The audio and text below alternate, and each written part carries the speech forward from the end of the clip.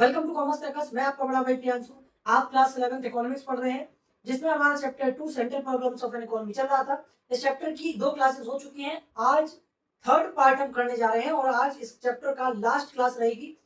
आज की क्लास में हम सिर्फ 2 टॉपिक करने वाले हैं, अपॉर्चुनिटी कॉस्ट और मार्जिनल अपॉर्चुनिटी कॉस्ट। पिछली 2 क्लासेस में हमने लगभग पूरा चैप्टर खत्म कर दिया था और आज की क्लास में जो हम पढ़ने वाले हैं वो आपको तभी समझ आएगा जब आप पिछली क्लासेस को करे होंगे। और सबसे ज्यादा जरूरी है कल की क्लास, क्योंकि कल की क्लास में मैंने आपको पीपीसी यानी कि प्रोडक्शन पॉसिबिलिटी कर्व बताया था। तो आज हम कल का कॉन्सेप्ट ही कंटिन्यू कर रहे होंगे, पीपीसी का कॉन्सेप्ट ही हम आज कंटिन्यू कर रहे होंगे, क्योंकि आज जो हम पढ़ने वाले हैं वो रिलेट करेगा कल से। तो अगर आपने पिछली क्लास नहीं की है तो एक बार आप पिछली क्लास देखेंगे। आज की क्लास में तभी आपका स्वागत है, क्योंकि मैं नहीं चाहता कि आपको इतना अच्छे से समझाने के बाद भी कुछ चीज समझना है। तो इसलिए आपको कंटिन्यूटी क्लास करना है, कंटिन्यू क्लास में आना है, बस कंटिन्यूटी बनाए रखना है। ऐसा नहीं है कि आप कभी भी कोई भी चैप्टर देख लिया, और मैं इस चैनल की नहीं, आप जहां से भी पढ़ते हैं बस आपको कंटिन्यूटी बनाए रखना है। रोजाना क्लास लेना है, आपको बस रोज पढ़ना है। किसी दिन आपका पढ़ने का मन नहीं किया तो ऐसा नहीं है कि आपको कुछ नया ही पढ़ना है। अगर आपका पढ़ने का मन नहीं है तो आप 10 से 15 मिनट सिर्फ पिछला रिवाइज कर सकते हैं। सिर्फ आप कॉपी खोलेंगे और 10 से 5 मिनट जो है आप पिछला एक बार नजर उस पर डालेंगे। लेकिन ऐसा नहीं है कि आप जो है पूरा दिन निकल गया कुछ पढ़ा ही नहीं। तो ऐसा बिल्कुल भी जरूरी नहीं है कि रोज कुछ नया ही पढ़ना है। पिछला भी आप रिवीजन कर सकते हैं, 20 मिनट, आधा घंटा, जो भी है, लेकिन कंटिन्यूटी बनाए रखना है। तो आज की क्लास की हम शुरुआत करते हैं। मैं एक बार फिर कहूंगा, अगर आपने पिछली क्लास नहीं देखी तो एक बार आप वो क्लास देखेंगे, तभी आपको शायद इस क्लास में मजा आएगा और ज्यादा समझ में आएगा। तो चलिए शुरू करते हैं चैप्टर। जैसे कि आप देख पा रहे हैं, central problems of an economy. तो हम 2 टॉपिक आज करेंगे। अपॉर्चुनिटी कॉस्ट, बहुत ही आसान सी भाषा में मैं आपको अपॉर्चुनिटी कॉस्ट समझाने का प्रयास करता हूं। अपॉर्चुनिटी से आप क्या समझते हैं? अपॉर्चुनिटी से आप क्या समझते हैं? अपॉर्चुनिटी का अर्थ होता है अवसर। तो ऐसा ही कुछ इस टर्म का जो है अर्थ है। अपॉर्चुनिटी कॉस्ट का यहाँ पर अर्थ ये है कि जब हम किसी संसाधन जैसे जमीन, पैसा, समय, इनको किसी एक ही काम में लगाते हैं तो हम दूसरा काम छोड़ देते हैं। मैंने क्या कहा? मैंने कहा कि जब हम किसी संसाधन जैसे जमीन, पैसा, समय को किसी एक ही काम में लगाते हैं तो दूसरा काम हम छोड़ देते हैं। तो जो सबसे अच्छा दूसरा विकल्प हम छोड़ दिए हैं, जो दूसरा सबसे अच्छा विकल्प हम छोड़ दिए हैं, उसकी जो कीमत है वही अपॉर्चुनिटी कॉस्ट कहलाती है। वही क्या कहलाती है? अपॉर्चुनिटी कॉस्ट कहलाती है। ठीक है, तो आप लिखेंगे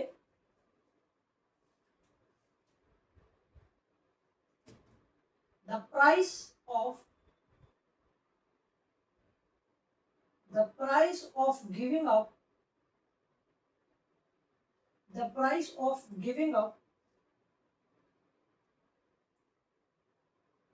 price of giving up the best next option.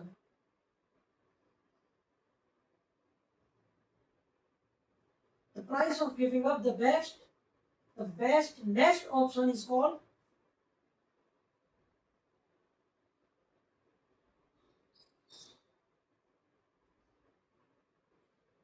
opportunity cost. The price of giving up the best next option is called opportunity cost. The price of giving up the best next option is called opportunity cost. तो जो विकल्प हम छोड़ देते हैं, जो दूसरा सबसे अच्छा विकल्प हम छोड़ देते हैं, वो उसकी कीमत ही क्या कहलाती है? उसकी कीमत क्या कहलाती है? अपॉर्चुनिटी कॉस्ट कहलाती है। सिर्फ इतनी सी बात है।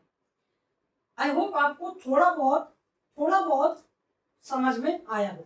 बाकी इसको हम एग्जाम्पल से और अच्छे से समझते हैं। एक एग्जाम्पल लेते हैं, उससे आपको बहुत अच्छे से क्लियर हो जाएगा। मैं चाहता हूं कि मैं पहले वो एग्जाम्पल लेता हूं जिस एग्जाम्पल से आप थोड़ा अच्छा महसूस करोगे। मतलब आपके हिसाब से एग्जाम्पल लेता हूं, उसके बाद मैं एक बुक एग्जाम्पल लूंगा जो बुक में एग्जाम्पल दिया हुआ है। ठीक है, तो पहले मैं वो एग्जाम्पल लेता हूं जिससे आप थोड़ा अच्छा महसूस करें। ठीक है, तो मैंने कहा कि मान लो काफी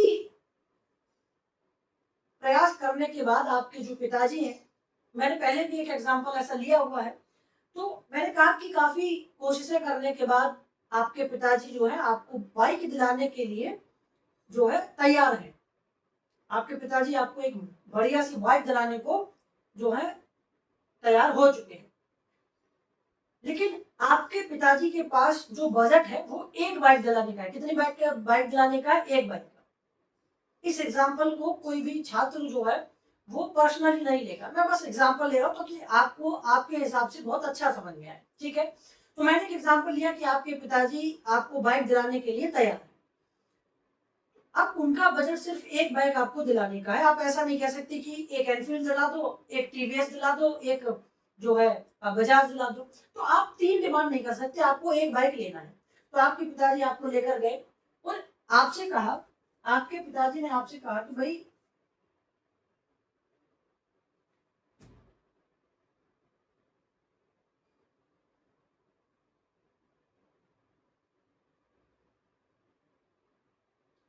मान लो ये 3 बाइक है। कितनी बाइक है? ये 3 बाइक है, ठीक है। ये 3 बाइक है, इसकी कीमत है 50,000 यानी कि 50,000। इसकी कीमत है 1,00,000 और इसकी कीमत है 1,50,000। इसकी कितनी कीमत है? इसकी कीमत है 1,50,000, ठीक है। 1,50,000। तो मैंने कहा कि आपके पिताजी आपको जो है बाइक दिलाने गए और आपके जो पिताजी हैं उन्होंने कहा कि भाई ये 3 बाइक है, आपने इसमें से कोई एक बाइक क्या करना है? खरीद लेना है। इसमें से कोई एक बाइक खरीदना है। तो आप मुझे बताइए, है ना, जो छोटी बहनें हैं वो स्कूटी मान सकती हैं, वो इसको स्कूटी मान सकती हैं, ठीक है। तो मैंने कहा कि आपके पिताजी आपके पिताजी ने आपसे कहा कि ये 3 बाइक है 50,000 की, आप ये इलेक्ट्रिक बाइक मान सकते हैं। तो एक बाइक है जो कि 50,000 की है, आप इसको इलेक्ट्रिक बाइक मान सकते हैं। एक बाइक 50,000 की है, एक बाइक 1,00,000 की है और एक तीसरी बाइक है जिसकी कीमत है 1,50,000 रुपए। तो एक बाइक 50,000 की है, एक बाइक 1,00,000 की है और एक बाइक है 1,50,000 रुपए। तो अब आप मुझे बताइए कि आप इन तीनों बाइक में से कौन सी बाइक लेना पसंद करेंगे? आप इनमें से कौन सी बाइक लेना पसंद करेंगे? तो आपने कहा कि भैया हम तो महंगी वाली बाइक लेंगे। हम कौन सी बाइक लेंगे? हम तो महंगी वाली बाइक लेंगे, 1,50,000 वाली बाइक लेंगे। मैंने कहा बहुत बढ़िया। तो मैं आपसे ये कह रहा हूँ कि मान लो अगर आप ये बाइक ना लें, अगर आप ये बाइक ना लें, तो मुझे ये बताइए, अगर आप ये वाली बाइक ना लें तो फिर आपके पास 2 ऑप्शन बचते हैं। अब आपके पास 2 ऑप्शन है, फिर आप चाहे ये बाइक लो या ये बाइक लो। आपने कहा कि मैं तो 1,50,000 वाली बाइक लूंगा, लेकिन मैंने कहा कि मान लो अगर आप ये बाइक नहीं खरीदते हैं या आपके पिताजी ये कहते कि भाई ये थोड़ा सा बजट डिस्टर्ब कर रही है, आप जो है ये बाइक ना लेकर इन दोनों में से कोई एक बाइक ले सकते हो। तो मुझे बताओ, इस बाइक के अलावा आप इन दोनों में से प्रायोरिटी किसको दोगे? आप इन दोनों में से कौन सी बाइक लोगे? तो आप कहोगे कि भैया अगर हमें ये वाली बाइक नहीं मिलती है 1,50,000 रुपए वाली, तो हम जो है 1,00,000 वाली बाइक खरीदेंगे। हम कौन सी बाइक लेंगे? हम 1,00,000 वाली बाइक लेंगे। तो अब आपके पास 3 बाइक थी, आपसे कहा गया इसमें से एक परचेज करना है। आपने 1,50,000 वाली बाइक जो है ऑप्ट की। फिर आपसे कहा गया कि भाई ये बाइक आपको नहीं मिल सकती, किसी कारणवश ये बाइक आप नहीं लें। तो आपसे कहा कि अगर आप ये बाइक नहीं लेंगे तो आपके पास अब 2 ऑप्शन बचते हैं, एक बाइक जो 50,000 वाली है, एक बाइक जो 1,00,000 रुपए वाली है। तो अब आपने कहा कि भाई अगर मैं ये बाइक नहीं लेता तो फिर मैं 1,00,000 रुपए वाली बाइक लूंगा, जबकि आपके पास ऑप्शन कितने थे? 2 बाइक के। तो आपने इस बाइक को अपने लिए बेस्ट ऑप्शन समझा कि भैया इस बाइक के बाद मेरे लिए जो दूसरा अच्छा विकल्प है, जो दूसरा सबसे अच्छा विकल्प है, वो 1,00,000 रुपए वाली बाइक का है। तो मैं ये बाइक ना खरीद कर फिर मेरे लिए बेस्ट ऑप्शन है 1,00,000 वाली, फिर मैं ये बाइक खरीद लूंगा। तो ये क्या हो गया? तो ये जो 10,000 रुपीज हो गए, ये क्या होगा? ये आपके लिए क्या हुआ? ये हुआ अपॉर्चुनिटी कॉस्ट। तो आपके लिए अपॉर्चुनिटी कॉस्ट क्या हो गया? आपके लिए अपॉर्चुनिटी कॉस्ट हो गया 1,00,000 रुपए, ठीक है। तो निराश ना हो, आपने यही बाइक खरीदी। आपने कौन सी बाइक खरीदी है? आपने बाइक खरीदी है 1,50,000 रुपए वाली।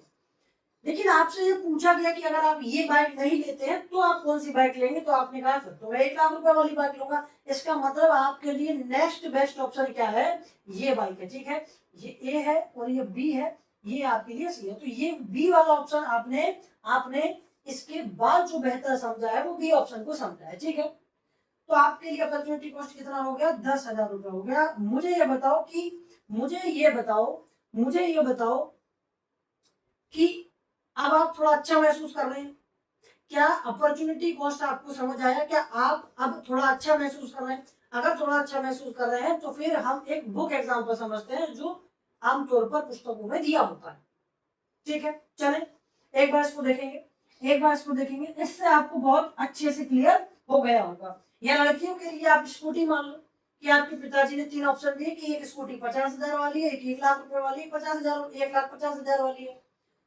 तो आपने कहा मैं तो 1,50,000 वाली स्कूटी ऑप्ट करती हूँ।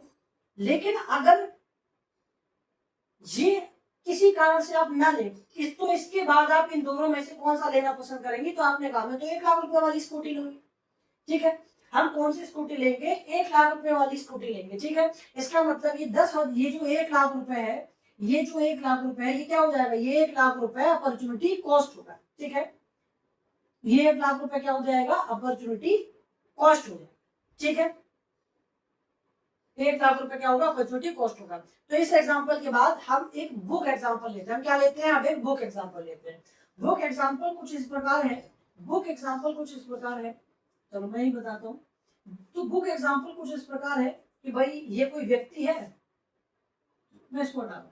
ठीक है, तो बुक एग्जांपल कुछ इस प्रकार है कि मान लो ये कोई जनाब है, ये कोई जनाब है। ठीक है, इन जनाब के पास एक एकड़ की जमीन है। कितनी? 1 एकड़ की जमीन है, 1 हेक्टर। तो 1 एकड़ की जनाब के पास जमीन है। अब इन जनाब के पास 4 ऑप्शन है। अब इन जनाब के पास कितना ऑप्शन है? इन जनाब के पास जो है 4 ऑप्शन है कि वो उस 1 एकड़ की जमीन पर 4 चीज उगा सकते हैं। कितनी चीज उगा सकते हैं? 4। कौन सी 4 चीज? कि भैया 1 एकड़ की जमीन पर पहला ऑप्शन है कि भाई ये वीट उगा सकते हैं। ठीक है, तो पहला ऑप्शन इनके पास है कि ये वीट उगा सकते हैं, यानी कि गेहूं उगा सकते हैं। उसके बाद ये राइस उगा सकते हैं। ठीक, ये वीट उगा सकते हैं, राइस उगा सकते हैं, और मेज यानी कि बाजरा उगा सकते हैं। और चौथा ऑप्शन इनके पास है कि भाई ये उस पर शुगर केन यानी कि गन्ना उगा सकते हैं। तो इन भाई साहब के पास ये 4 ऑप्शन है। इनके पास 1 एकड़ की जमीन है। तो इन चारों में से एक चीज को उगा सकते हैं। तो अगर ये जनाब गेहूं उगाते हैं तो उस गेहूं की कीमत होती है मान लो 10,000। कितना? 10,000, 10,000 रुपए।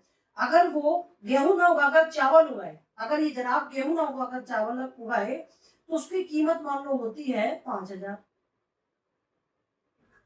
और अगर गेहूं बाजरा उगाता है तो जो मेज है उसकी कीमत होती है 6,000। 4,000 मान लो, 4,000। और अगर गन्ना उगाए, शुगर केन उगाए, तो उसकी कीमत हो जाती है यहाँ पर 12,000। तो अब मुझे बताओ कि ये जो जनाब है, ये जनाब अब क्या ऑप्ट करेंगे? तो मैंने कहा इन जनाब ने जो है शुगर केन को ऑप्ट किया, यानी कि गन्ना उगाया, क्योंकि उसकी कीमत क्या है? ज्यादा है, 12,000 रुपए। ठीक है, 12,000 रुपए। तो यहाँ पर इन्होंने ऑप्ट किया है शुगर केन यानी कि गन्ना, जिसकी कीमत सबसे ज्यादा है 12,000 रुपए। लेकिन इनसे कहा गया कि अगर तुम गन्ना ना उगाते तो फिर क्या उगाते? तो इन जनाब के पास अब ये 3 ऑप्शन बचते हैं।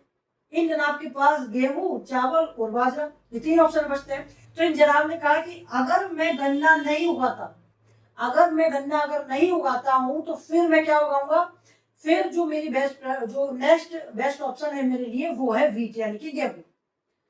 तो इसने ऑप्ट किया है शुगर केन। लेकिन अगर ये गन्ना नहीं उगाता है तो फिर ये क्या उगाएगा? फिर ये उगाएगा वीट यानी कि गेहूं, क्योंकि उसकी कीमत 10,000 रुपए है। इसकी कीमत कितनी है? 10,000 रुपए। जबकि इसके पास 3 ऑप्शन है। जबकि इसके पास ऑप्शन कितने हैं? 3 है, वीट, राइस और मेज। लेकिन इसने अपना best option, next best option क्या समझा, क्या माना है, गेहूं माना, क्योंकि भाई उसकी कीमत गन्ने के बाद उसकी कीमत ज्यादा है।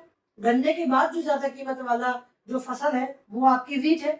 तो ये 10,000 रुपये जो हो जाएगा, ये 10,000 रुपये क्या होगा, ये 10,000 रुपये हो जाएगा क्या, अपॉर्चुनिटी कॉस्ट।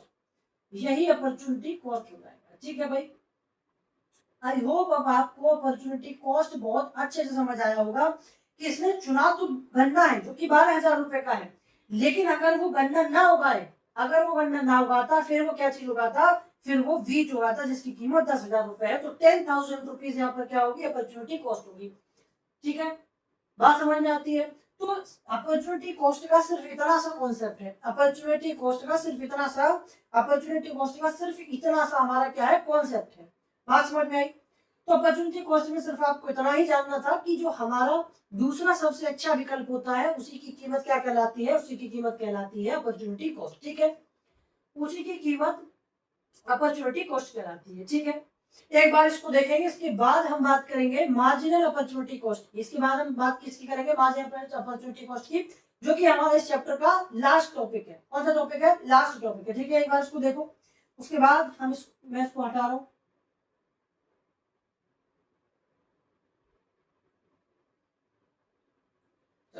तो अब हम बात करते हैं मार्जिनल अपॉर्चुनिटी कॉस्ट, किसकी, मार्जिनल अपॉर्चुनिटी कॉस्ट। तो जैसा कि मैंने कहा कि आज का जो हम कॉन्सेप्ट पढ़ रहे हैं, आज का जो हम टॉपिक पढ़ रहे हैं, वो कल के कॉन्सेप्ट पर बेस है। कल जो मैंने पीपीसी बताया था उसी का थोड़ा सा बेस पर हम काम करेंगे। तो हेडिंग डालेंगे मार्जिनल अपॉर्चुनिटी कॉस्ट। हेडिंग क्या डालेंगे, marginal opportunity cost, marginal opportunity cost. ठीक है, marginal opportunity cost, marginal opportunity cost. और इसी को, मार्जिनल अपॉर्चुनिटी कॉस्ट को ही मार्जिनल रेट ट्रांसफॉर्मेशन कहा जाता है, यानी कि एमआरटी। क्या कहते हैं, एमआरटी। मैंने शॉर्ट में लिखा है, आप आई होप कॉपी पेन लेकर बैठे होंगे, नोट्स बना रहे होंगे और स्क्रीनशॉट ले रहे होंगे, आप इसको लिख लेंगे। एमआरटी का मतलब है मार्जिनल रेट ट्रांसफॉर्मेशन, और इसका सिर्फ इतना सा मतलब है, इसका सिर्फ इतना सा मतलब है कि मार्जिनल अपॉर्चुनिटी कॉस्ट को ही, यानी इसका दूसरा नाम है क्या, marginal rate transformation. Marginal rate transformation, तो ये नाम भी आपको क्या होना चाहिए, पता होना चाहिए, ताकि पेपर में अगर ये वर्ड आता है मार्जिनल रेट ऑफ ट्रांसफॉर्मेशन तो आपको ऐसा ना लगे कि भाई ये क्या आ गया, ये तो हमने पढ़ा ही नहीं था। तो ये आपने बिल्कुल पढ़ा था, ये आपने बिल्कुल पढ़ा था कि मार्जिनल अपॉर्चुनिटी कॉस्ट को ही मार्जिनल रेट ट्रांसफॉर्मेशन कहा जाता है।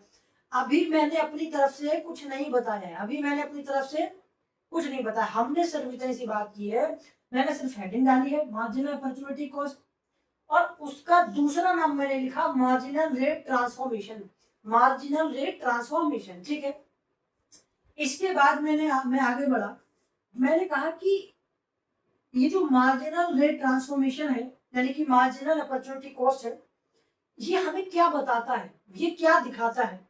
तो मार्जिनल अपॉर्चुनिटी कॉस्ट सिर्फ इतनी बात कहता है, इतनी चीज दिखाता है कि जैसा कि मैंने कल आपको बताया था, लैपटॉप और मोबाइल का एग्जांपल लेते हुए आपको समझाया था कि अगर हम लैपटॉप का प्रोडक्शन बढ़ाते हैं, अगर हम लैपटॉप का प्रोडक्शन बढ़ाएंगे तो हमें मोबाइल का प्रोडक्शन कम करना पड़ेगा, मोबाइल का प्रोडक्शन कैसा हो जाएगा, कम हो जाएगा। और अगर हम मोबाइल का प्रोडक्शन ज्यादा करेंगे तो लैपटॉप का प्रोडक्शन कम हो जाएगा। तो अगर हमें दोनों चीज का प्रोडक्शन करना है, तो जैसे जैसे हम लैपटॉप कम करेंगे तो मोबाइल का प्रोडक्शन बढ़ेगा। तो मैंने आपको एक बेस्ट कॉम्बिनेशन भी बताया था, उसी कॉन्सेप्ट पर आज हम बात करेंगे कि मार्जिनल अपॉर्चुनिटी कॉस्ट ये बताता है, मार्जिनल अपॉर्चुनिटी कॉस्ट ये बताता है कि अगर एक गुड्स का प्रोडक्शन करने के लिए, एक गुड का एडिशनल यूनिट प्रोड्यूस करने के लिए दूसरे गुड का कितना सेक्रीफाइस किया गया है ना, एक गुड्स का प्रोडक्शन करने के लिए दूसरे गुड का कितना सेक्रीफाइस किया गया है। कल हमने देखा था, हम एक गुड कम कर रहे थे, लैपटॉप कम कर रहे थे, तब जाकर हम जो है मोबाइल का प्रोडक्शन बढ़ा पा रहे थे। तो यही बात मार्जिनल अपॉर्चुनिटी कॉस्ट कहता है कि एक गुड का प्रोडक्शन बढ़ाने के लिए हमने दूसरे गुड का प्रोडक्शन कितना कम किया। ठीक है। और मार्जिनल कॉस्ट का फॉर्मूला आप इधर रखेंगे, मार्जिनल कॉस्ट का फॉर्मूला होता है delta y upon delta x. और इसका इसका इतना सिर्फ इतना मतलब है loss of output, y indicate करता है loss of output, loss of output या फिर लॉस ऑफ यूनिट, कितने यूनिट का हमने लॉस किया है, लॉस ऑफ यूनिट। और यहां पर लिखेंगे और एक्स इंडिकेट करता है gain of unit, gain of unit, ठीक है, गेन ऑफ यूनिट। तो ये मार्जिनल कॉस्ट का, ये मार्जिनल अपॉर्चुनिटी कॉस्ट का क्या है, मार्जिनल अपॉर्चुनिटी कॉस्ट का ये फॉर्मूला है, ठीक है। तो delta y upon delta x, y show करता है, डेल्टा वाई दिखाता है कि हमने कितनी यूनिट लॉस किए, एक गुड़ का प्रोडक्शन कितना कम किया है दूसरे गुड़ के प्रोडक्शन करने के लिए, दूसरे गुड़ का प्रोडक्शन करने के लिए। एक्स डेल्टा एक्स शो करता है गेन ऑफ यूनिट, ठीक है। जिस यूनिट को हमने इंक्रीज किया है, एडिशनल प्रोडक्शन किया है, हमारा डेल्टा एक्स वो दिखाता है, ठीक है। तो मार्जिनल अपॉर्चुनिटी कॉस्ट समय से निकालते हैं। अच्छा, अब एक टेबल के माध्यम से हम समझते हैं। मैंने यहाँ पर लिया वीट, मैंने यहाँ पर क्या लिया, मैंने यहाँ पर लिया है वीट, जो कि किलोग्राम में आप मेजर करेंगे, किसमें, किलोग्राम में, ठीक है। ये वीट किसमें है, ये है वीट किलोग्राम में, ये वीट हो गया किलोग्राम में। और एक मैंने लिया है क्लोथ्स लिया है, मैंने क्लोथ्स लिए हैं, और क्लोथ्स को आप बेल्स में काउंट करेंगे। सबसे पहले आप ये समझो कि ये बेल्स क्या है, सबसे पहले कि भैया ये बेल्स क्या है। तो यहाँ पर बेल्स का मतलब है, बेल्स का मतलब है कि कपड़ों का एक बहुत बड़ा गट्ठा, गट्ठा समझते हैं, मतलब एक कपड़ों का बहुत बड़ा ढेर, मतलब एक बहुत बड़ा कपड़ों का क्या हो गया, एक बहुत बड़ा कपड़ों का जो पोटला होता है, पोटला। तो एक कपड़े के बहुत बड़े से पोटले को क्या कह रहे हैं, यहाँ पर बेल कह रहे हैं, एक बेल। क्योंकि वीट को, तो वीट की यूनिट क्या है भाई, वीट को हम किलोग्राम में मेजर कर रहे हैं। तो कपड़े के लिए क्या करेंगे, तो कपड़े के लिए हम मीटर में ना लेकर हमने बेल्स ले लिए, हमने मीटर में ना लेकर क्लॉथ के लिए बेल्स लिया। और बेल्स का यहाँ पर सिर्फ इतना सा अर्थ है कि कपड़ों का एक बहुत बड़ा पोटला, ठीक है, कपड़ों का एक बहुत बड़ा पोटला, ठीक है। मैंने आपसे कहा कि अगर 100 केजी हम यहाँ पर वीट का प्रोडक्शन करें, अगर 100 केजी वीट का हम यहाँ पर प्रोडक्शन करें, 100 केजी वीट का अगर हम यहाँ पर प्रोडक्शन करें,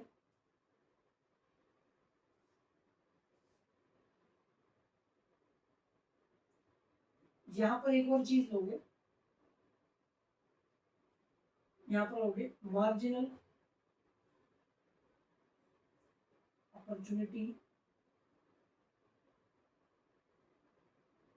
कॉस्ट। यहाँ पर क्या दिया, यहाँ पर हम निकालेंगे मार्जिनल अपॉर्चुनिटी कॉस्ट। यहाँ पर हम क्या निकालने वाले हैं, यहाँ पर हम निकालने वाले हैं मार्जिनल अपॉर्चुनिटी कॉस्ट, हम यहाँ पर निकालने वाले हैं, ठीक है भाई। तो हमने वीट और क्लोथ्स का एग्जांपल लिया, मैंने कहा अगर हम 100 केजी, अगर हम 100 केजी वीट का प्रोडक्शन करें तो हम एक भी बेल्स का, एक भी क्लॉथ का प्रोडक्शन नहीं कर पाएंगे। ये कॉन्सेप्ट हमने कल भी बहुत अच्छे से समझा था। तो मैंने कहा कि 100 केजी हम 100 केजी अगर हम 100 केजी वीट का प्रोडक्शन करें तो हम एक भी जो है क्लॉथ का प्रोडक्शन नहीं कर पाएंगे।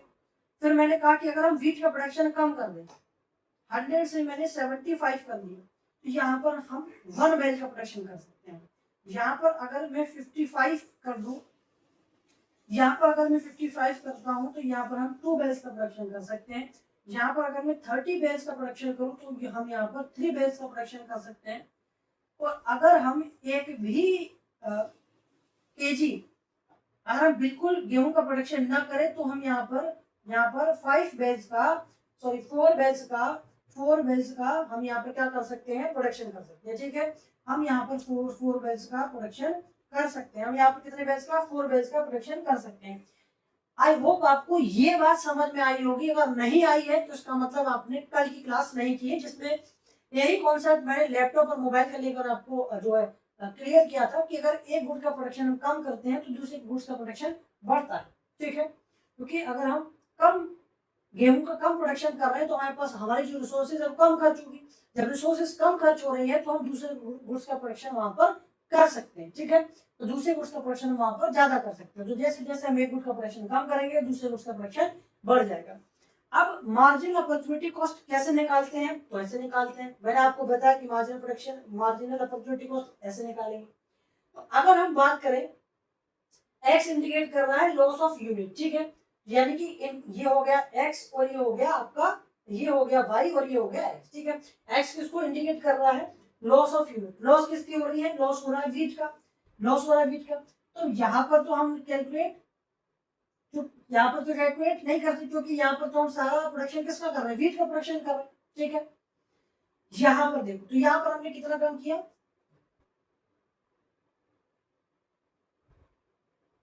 यहाँ पर हमने कितना कम किया, यहाँ पर आप थोड़ा और बढ़ा लो, यहाँ पर आप और बढ़ाइए इसको, जो है आप 90 का 90, यहाँ पर 90 ले लो, 75 ले लो, 55 ले लो और 30 ले लो, यहाँ पर 0, ठीक है।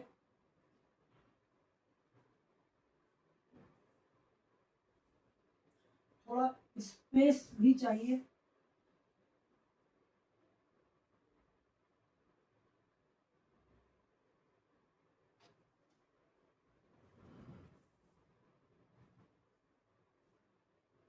नाइनटी 70 55 और यहाँ पर ले लिया हमने 0। यहाँ पर क्या ले लिया, यहाँ पर हमने ले लिया 0। तो मैंने कहा कि यहाँ पर हमने कितना, यहाँ पर हमने कैसे कैलकुलेट करेंगे, डेल्टा बाई शो करता है लॉस ऑफ यूनिट। तो यहाँ पर देखो, यहाँ पर 100 से कितना कम किया, 100 से 90 किया, यहाँ पर 100 से 90 किया मतलब 10 कम हुआ। तो यहाँ पर कितना कम हो गया है, यहाँ पर कितना कम हो गया, यहाँ पर कम हो गया 10। यहाँ पर कितना कम हुआ, यहाँ पर कम हो गया 10, भाई यहाँ पर 10 कम हुआ है, ठीक है।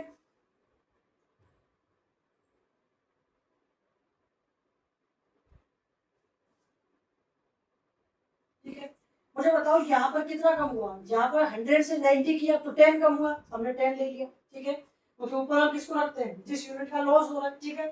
तो 100 से 90 किया, 10 कम हो गया। तो 100 से 90 होने में हमारे क्लॉथ्स का प्रोडक्शन कितना इंक्रीज हो गया, एक बढ़ गया, तो हमने यहाँ पर एक ले लिया, यहाँ पर हमने एक ले लिया। तो यहाँ पर कितना आया, यहाँ पर 1 आ गया, ठीक है। यहाँ पर हमारा मार्जिनल अपॉर्चुनिटी कॉस्ट कितना आया, यहाँ पर मार्जिनल अपॉर्चुनिटी कॉस्ट आया यहाँ पर 10, यहाँ पर कितना आया, यहाँ पर आ गया 10। अच्छा, इसके बाद देखो, फिर हमने 90 से 75 किया, 90 से 75 किया, कितना कम कर दिया हमने, यहाँ पर 90 से फिर 75 किया, तो 90 से 75 कितना कम कर दिया, 90 से 75 हमने यहाँ पर 20 कम कर दिया, कितना कम कर दिया, 90 से 75 20 कम कर दिया। तो यहाँ पर कितना बढ़ गया, यहाँ पर एक यूनिट और बढ़ गया, एक बैल और बढ़ गया। भाई इनमें कितना डिफरेंस है, इसमें एक का डिफरेंस है। यहाँ पर कितना आया, यहाँ पर आया 20। तो मार्जिनल अपॉर्चुनिटी कॉस्ट इसकी कितनी आ गई, इसकी आ गई 20। तो यहाँ पर कितना लिख देंगे, यहाँ पर लिख देंगे 20। यहाँ पर कितना लिखा, 20 लिखा।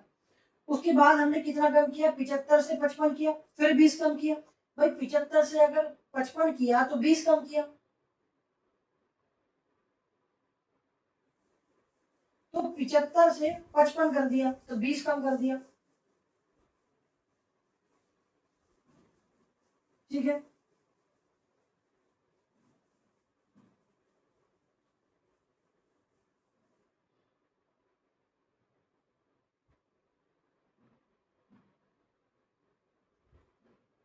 यहाँ पर हमने फिर से 20 कम कर दिया, तो यहाँ पर कितना आ गया, ये यहाँ पर आ गया, ये यहाँ पर आ गया, कितना है भाई,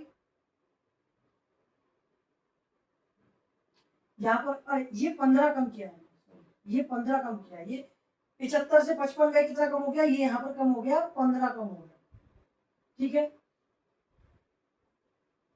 अरे ये थोड़ा गलत हो गया भाई, ये थोड़ा गलत हो गया।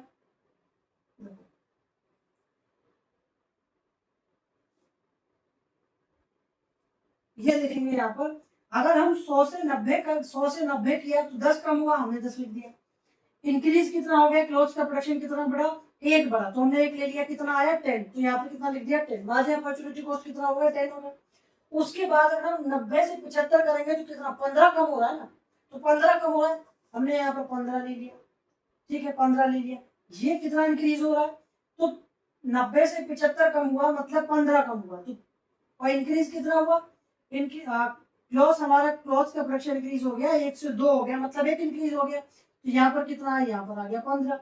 उसके बाद अगर हमने और कम किया, 75 से 55 किया, 75 से 55 किया मतलब 20 कम हो गया। कितना कम हुआ, जो लॉस होता है उसको ऊपर लिखते हैं, तो 20 कम हो गया। कितना कम हो गया, 20। और क्लॉज का प्रोडक्शन कितना बढ़ गया, 2 से 3 हो गया। कितना हुआ, कितना हुआ, 2 से 3 हो गया, मतलब 1 इंक्रीज हुआ। कितना, 1 बेल इंक्रीज हुआ। तो यहाँ पर कितना आएगा, यहाँ पर 20 आएगा। तो यहाँ पर लिखोगे 15, ये वाला 15, और यहाँ पर आएगा कितना, यहाँ पर आएगा 20। यहाँ पर कितना आया, 20। फिर 55 से 30 किया, कितना कम कर दिया हमने, यहाँ पर 20 कम कर दिया, और 25 कम कर दिया। ठीक है, तो हमने कितना कम कर दिया, हमने यहाँ पर 55 से 30 किया, मतलब हमने 25 कम कर दिया। 25 कम कर दिया तो कितना कम हुआ है, 25। हमने यहाँ पर लिख दिया 25। 55 से 30 करने में 25 कम हुआ है, और क्लॉज का प्रोडक्शन कितना बढ़ा है, गेन ऑफ यूनिट कितना हुआ है, 3 से 4 हो गई, मतलब 1 और इंक्रीज हो गई, 1 बेल इंक्रीज हुई है। तो यहाँ पर कितना आ गया, यहाँ पर 25 आ गया। तो यहाँ पर क्या लिखेंगे, यहाँ पर क्या लिखेंगे, 25 लिखेंगे, ये 20 है, और यहाँ पर क्या लिख देंगे, यहाँ पर लिख देंगे 25। यहाँ पर क्या लिख देंगे, ठीक है। तो ये हमने 10 लिखा, ये यहाँ पर 15 लिखा, यहाँ पर 20 लिखा, यहाँ पर 25 लिखा। उसके बाद हमने हमने क्या किया, 30 से हमने क्या किया भाई, हमने 30 से 0 कर दिया। ठीक है, हमने 30 से 0 कर दिया है, 30 से 0 कर दिया। तो अगर हम वीट का प्रोडक्शन 30 से 0 कराएगा, बिल्कुल भी वीट का प्रोडक्शन ना करें, बिल्कुल भी वीट का प्रोडक्शन ना करें, तो हम कितने बेल्स का प्रोडक्शन कर सकते हैं, 5। कितने बेल्स का, 5 बेल्स का हम यहाँ पर प्रोडक्शन कर सकते हैं। तो यहाँ पर कितना होगा, ये 4 से 5 होगा, ये यहाँ पर कितना, 4 से 5, मतलब एक यहाँ पर इंक्रीज हो गया। तो यहाँ पर कितना डिफरेंस है, 30 का। यहाँ कितना डिफरेंस है भाई, इन दोनों में कितना, 30 का डिफरेंस है। 30 से डायरेक्ट 0 हो गया, 30 का डिफरेंस।